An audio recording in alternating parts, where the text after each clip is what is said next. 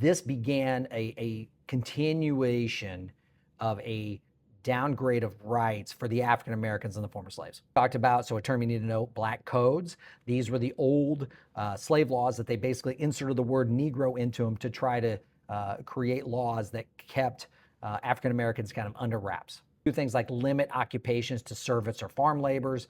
Even in some states, it prohibited them from even owning land. How could you be free and not have an opportunity to own land?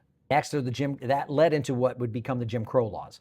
And that was after Reconstruction, and it replaced the black codes. And basically, it limited things like voting, it allowed intimidation, and it kept businesses separated. So, for example, restaurants or hotels or stores, they could keep it as a black, white, separate, and that's who they would serve in their communities. That wouldn't end until the Civil Rights Act and the Voting Rights Act of 1964 and 1965. Now, all this came to a head with the Pleasy versus Ferguson case in 1896. And that was where Homer Plessy was challenging a law in Louisiana about riding in a rail car that was to be segregated. What the Supreme Court in all its wisdom did was uphold that the separate but equal is fine as long you can keep the races separate as long as the facilities are equal. Here are some of the examples of some of the laws that were set because of segregation. There were poll taxes.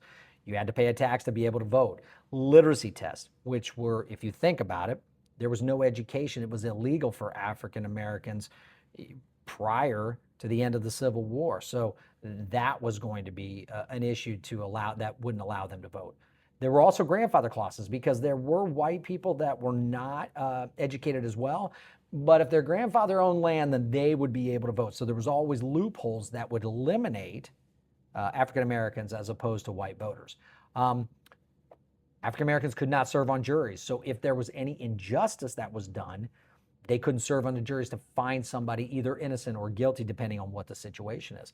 And the development of lynch mobs